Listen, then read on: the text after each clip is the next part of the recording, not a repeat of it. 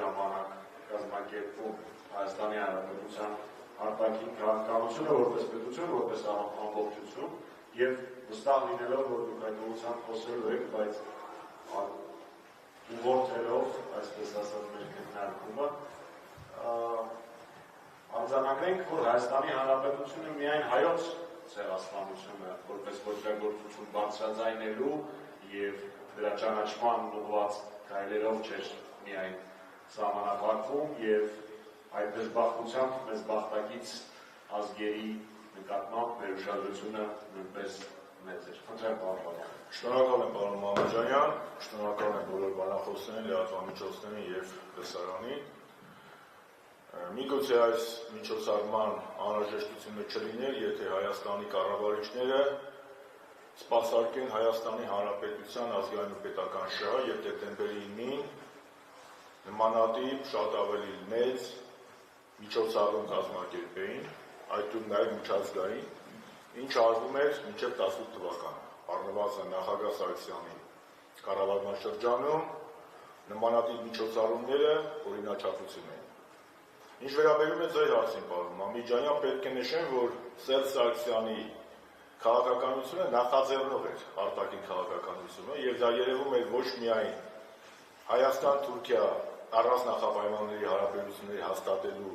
ձգտման մեջ, այլ նաեւ հայոց ցեղասպանության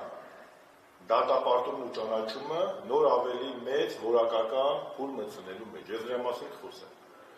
Իհարկե, երբ որ 2008 թվականին նախագահ Սարգսյանը նախաձեռնեց իր ֆուտբոլային դիվանագիտությունը, կային նաև ազնիվ մտահոգություններ որոշ քաղաքական եւ ոչ միայն քաղաքական շրջանակների մոտ, մասնավորապես նաև Սփյուռքում, որ հնարավոր է հայոց ցեղասպանության միջազգային դատապարտման գործընթացը կամ կառնի կամ դանդաղի։ Ես ես կարող եմ ասել, որ նախագահ Սարգսյանի եւ Հանրապետական կուսակցության 10 տարվա կառավարումը ապացուցեց մի բան։ Ցեղասպանության միջազգային ճանաչումն ու դատապարտումը ոչ միայն կամ չառավ, այլ նաև նոր թափ ստացավ, նոր որակ ստացավ, ես դրա մասին կխոսեմ, դա թուրքական ժխտողականության դեմ պայքարն էր, եւ երրորդ նոր որակը դա այո դուք շատ ճիշտ նշեցիք, այլ մեր բախտակի ժողովուրդների ցեղասպանությունների ճանաչման ու դատապարտման գործընթացի լոկոմոտիվ լինելն էր։ Տեսեք, առաջին իսկ պահից, երբ որ 2009 թվականին հոկտեմբերին Ցյուրիխում ստորագրվում էին հայ-թուրքական պրոտոկոլները, թուրքական դիվանագիտությունը Ահմեդ Դավութօղլուի գլխավորությամբ ցանկացան պրոտոկոլների ժամանակ խոսել հայոց ցեղասպանությունից եւ Արցախից։ Հանրապետության նախագահը եւ արտաքին գործերի նախարար Վարդան Ալբանյանը հստակ պաշտպանելով ազգային ու պետական շահը թույլ չտվեցին, որպեսզի Թուրքիայի արտաքին գործերի նախարար Դավութօղլուն թեկուզ մեկ բառ կամ մեկ ստորակետ արտաբերի կամ ցեղասպանության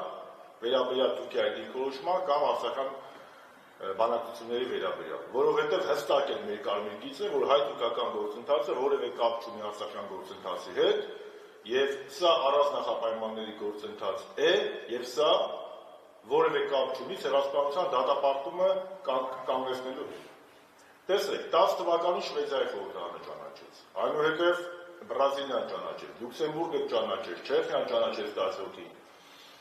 Ուրեմն Հռոմի Պապա Ֆրանցիսկոսը պատարագի ժամանակ խոսեց հայոց ցեղասպանության մասին, Եվրոպական խորհրդարանը դրա մասին խոսեց, Հունաստանը հատուկ որոշմամբ հանդես եկավ, ես դրա մասին հետո կգամ։ Գերմանիան եւ նախագահի մակարդակով եւ Բունդեստագը։ Բայց հիմա ժամանակակցությունը չխախտեմ, հետո գամ։ Տեսեք, 69 ՄԱԿ-ի 69-րդ նստաշրջանն է, ասամբլեան է, հանդես է գալիս Հայաստանի Հանրապետության նախագահ Սերժ Սարգսյանը։ Նա իր խոսքը սկսում է շնորհակալություն հայտնելով բոլոր այդ պետություններին եւ կազմակերպություններին, որոնք ճանաչել ու դատապարտել են հայոց ցեղասպանությունը։ Խոսելով հայ-թուրքական պրոտոկոլների մասին, նախագահ Սարգսյանը խոսում է այն վավերացնելու անհրաժեշտության մասին։ Սակայն խոսում է, որ Հայաստանը թույլ չի տա, որ որևէ մեկը, այդ ու նաեւ Թուրքիան, նախապայմաններում շանտաժով խոսի Հայաստանի Հանրապետության հետ։ Դա պետական ու ազգային գործ չի, հստակ վարքագիծ է, եւ խոսելով այդ պրոտոկոլների մասին նա նշեց, եթե Թուրքիան պետք է շանտաժի ենթարկի Հայաստանի Հանրապետությանը կամ ակնկալի որ մենք հետքայլ կկատարենք հայոց ցեղասպանության ճանաչման գործում, որպեսզի մենք վավերացնենք այդ պրոտոկոլները, ապա, ինչպես ասում է մեր ժողովուրդը, գրողի ծոցը վավերացնենք։ Այդ գրողի ծոցը վավերացնելը դա մեր հայ ժողովրդի, Հայաստանի քաղաքացիների, Հայաստան, Սփյուռք, Արցախ եռամիությունության հստակ արձագանքն է։ Սա խոսում էր, որ հանրապետական կառավարումը, հանրապետական իշխանությունը հստակ սպասարկում էր ազգային շահը։ 15 թիվ մենք մտանք հստակ գիտակցմամբ, որ Հայաստանը արդեն դարձել է ընդդեմ ցեղասպանությունների հանցագործության միջազգային կենտրոն։ 15 թվականի մարտին տեղի ունեցավ Արարատի ստորոտին միջազգային մեդիա ֆորումը, որտեղ մասնակցում էին աշխարհի 150 առաջադեմ լրատվամիջոցների լրագրողներ։ Անունն էլ պատահական չէ, Արարատի ստորոտին։ Այսօրվա կառավարիչները հրաժարվում են Արարատի խորհրդից, հրաժարվում են Արարատից, իսկ Սերժ Սարգսյանի հանրապետականի կառավարման շրջանում նույնիսկ մեդիա ֆորումները միջազգային հստակ ունեին մեսիջներ Արարատի ստորոտին։ Արարատը բիբլիական լեռ է եւ Արարատը խորհրդանշում է մարդկության եւ հայ ազգի վերածնունդը։ Եվ Արարատի ստորոտին նշանակում էր, որ ցեղասպանությունից հետո կա վերածնունդ։ Բայց վերածնունդի համար պետք է որպեսզի միջազգային հանրությունը դատապարտի այդ ցեղասպանությունները։ Այնուհետև եղավ մարտի 24-ը։ Ինչ է մարտի 24-ը։ Մարտի 24-ը Հայաստանի Հանրապետության պարլամենտը հանրապետական կուսակցության նախաձեռնությամբ պատիվ եմ ունեցել լինելու այդ հարցի հիմնական զեկուցողը ճանաչել է Օսմանյան եւ Քեմալական Թուրքիայում Պոնտոսի հույների եւ ասորիների ցեղասպանությունը։ Այսինքն Հայաստանի Հանրապետությունը հանրապետական կուսակցության նախագահ Սարգսյանի կառավարման շրջանում ոչ միայն հետամուտ է լինում դատապարտելու հայոց ցեղասպանությունը, այլ նաև դատապարտում էր այ ժողովրդի նկատմամբ իրականացված ոճրագործությունները։ Եվ ի պատիվ այդ գումարման խորհրդարանի 4-րդ գումարում, 5-րդ գումարման խորհրդարանի եւ ի պատիվ բոլոր խմբակցությունների, որովհետեւ հանրապետական կուսակցության եւ մեր նախաձեռնությանը միացան առանց բացառության բոլոր խմբակցությունները եւ խմբակցություններում չընդգրկված պատգամավորները միաձայն 118 ձայնով դատապարտվեց Պոնտոսի հույների եւ ասորիների ցեղասպանությունը Օսմանյանին եւ Քեմալական Թուրքիայում։ Առաջ ասնելով ասեմ, որ մեր խորհրդարանը հանրապետական իշխանության կառավարման խորհրդարան, երբ որ հանրապետական ուներ մեծամասնություն, դատապարտել է նաեւ իսլամական պետության կողմից եզդի եղբայր ժողովրդի նկատմամբ իրականացված ցեղասպանությունը։ Եվ Հայաստանը այն երկրներից է, որը դատապարտել է Մերձավոր Արևելքում իսլամական պետության կողմից եզդիների նկատմամբ իրականացված ցեղասպանությունը։ Գալիս է արդեն 15 թվական ապրիլ։ Կազմակերպվում է միջազգային մեծ գլոբալ ֆորում։ Կարծում եմ պարոն Զաքարյանը դրա մասին կխոսի, որովհետև գլոբալ ֆորումի ակտիվ նախաձեռնողներից եւ կազմակերպիչներից մեկը պարոն Զաքարյանն է։ Այնտեղ էլի կարմիր գծով գնում է ընդդեմ ցեղասպանությունների դատապարտման այդ գիծը։ 24-ին ապրիլի 24-ին Հայաստան են գալիս հարյուրավոր երկրների պատվիրակներ։ Դա ցեղասպանության 100-րդ տարելիցն էր։ Երևանում էին գտնվում ՄԱԿ-ի անվտանգության խորհրդի 5 անդամների զեկույցի ղեկավարները՝ Ռուսաստանի Դաշնության նախագահ Վլադիմիր Պուտինը եւ Ֆրանսիայի նախագահ Ֆրանսուଆ Օլանդը։ Բազմաթիվ տասնյակ երկրներ մասնակցում են խորհրդարանի ղեկավարների մակարդակով։ Սա խոսում է այն փաստի մասին, որ Սերժ Սարգսյանի նախաձեռնող պետականամետ քաղաքականությունը տալիս էին պտուղները։ Հայաստանի ձայնը ոչ միայն լսելի էր, այլ Հայաստանը նաև քաղաքականություն էր թելադրում ոչ միայն տարածաշրջանում, այլ նաև աշխարհում։ Համեմատության համար ասեմ, այդ նույն օր ապրիլի 24-ին Թուրքիայում Էրդողանի գլխավորությամբ կազմակերպված էր Գալիպոլի ճակատավարտի 100-րդ տարեդարձին նվիրված միջոցառումները։ Միատեսեք մասնակիցների կազմը Ծիծեռնակաբերդում եւ մասնակիցների կազմն ու ռանգը Թուրքիայում։ Համեմատության համար ասեմ, Գալիպոլիում, Թուրքիայում, Ռուսաստանը ներկայացնում է Պետդումայի ղեկավարը, իսկ Ծիծեռնակաբերդում, Երևանում նույն օրը Ռուսաստանը ներկայացված էր իր նախագահ Վլադիմիր Պուտինով։ Սա խոսում էր Հայաստանի գործոն լինելու եւ միջազգային բարձր հեղինակություն ունենալու մասին եւ մեր քաղաքականությունը ընկալելու մասին։ Խորհրդարանական մակարդակով բազմաթիվ գործողություններ են իրականացրել։ Բազմաթիվ։ Իմ նախաձեռնությամբ Լատվիայում, Լիտվայում, Էստոնիայում, Սլովակիայում, Չեխիայում, Հունաստանում, Կիպրոսում, նույնիսկ Ճապոնիայում եւ Սանկտ Պետերբուրգի SNG-ի կենտրոնակայանում պարլամենտական։ Տվյալ երկրների պարլամենտականների հետ միասին կազմակերպվել են Ցեղասպանության թանգարանի ցուցանմուշների ցուցադրություն։ Բոլոր միջոցառումներին մասնակցել են տվյալ երկրի պետական պաշտոնյաները, ամենացածը ռանգ եղել է պարլամենտի փոխնախագահ։ Եվ բոլորը ելույթ են ունեցել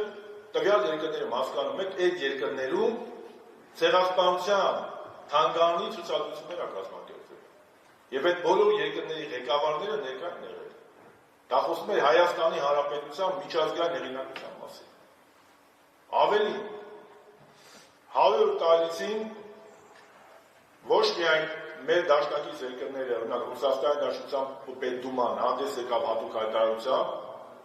այլ նաև Եվրոպական միության մի շարք երկրներ, մասնավորապես Հունաստանը, մայիսի 19-ին Աթենքում Հունաստանի խորհրդարանը հատուկ նիստ գումարեց, հատուկ նիստ, նվիրված հայոց ցեղասպանությանը, որտեղ ելույթով հանդես եկավ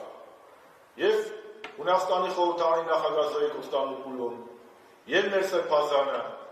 եւ Հայդատի Եվրոպական գրասենյակի ղեկավարը, եւ ձեր խոնարհ այնուհետև շատ կարևոր փուլ էր թուրքական շրջողականության դեմ պայքարը։ Մինչև Սերժ Սարգսյանի կառավարումը թուրքական շրջողականության դեմ պայքարը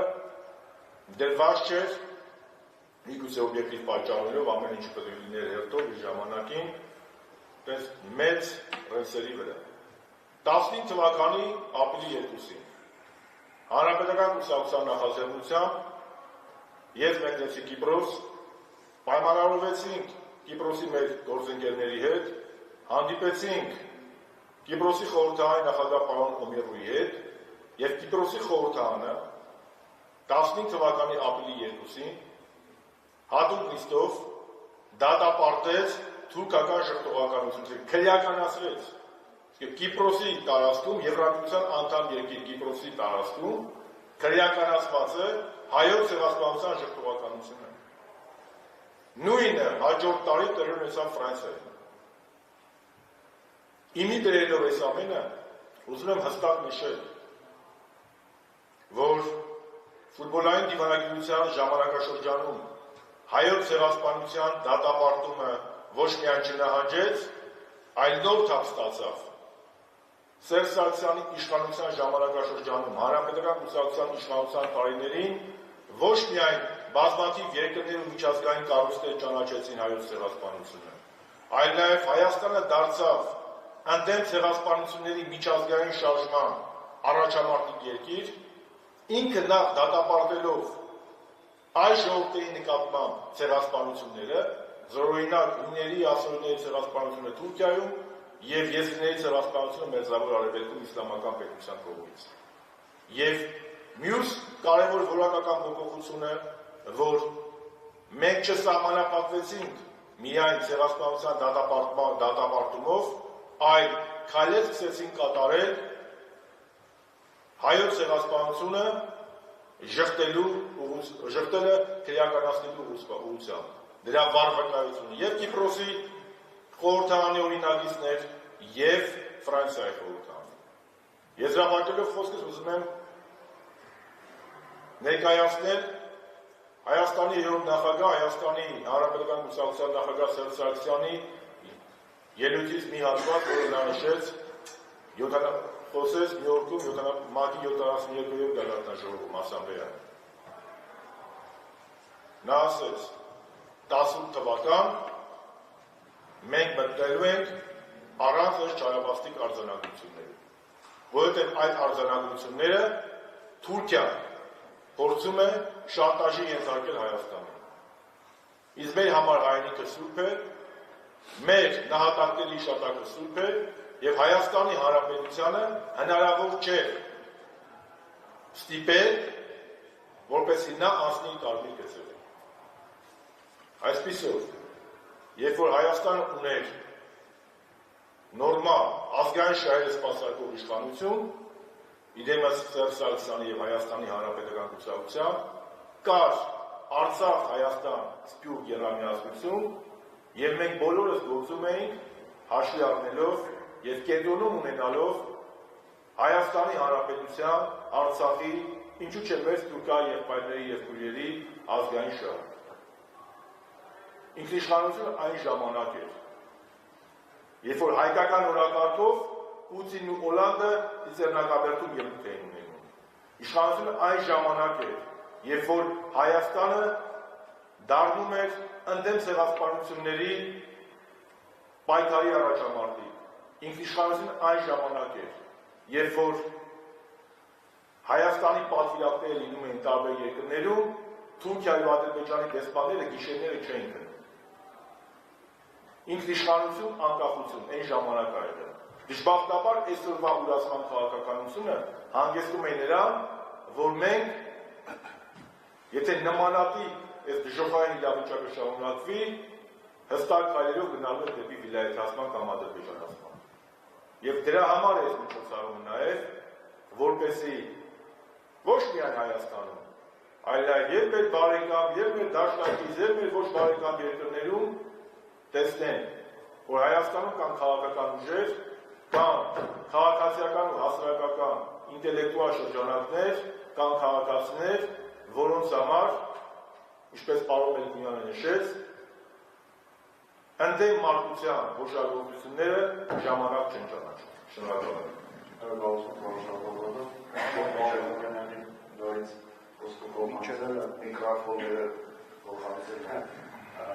Ես անձնապես առաջարկում եմ մեր քաղաքացիներին հիմա ժամանակը դրա վրա չտացել եւ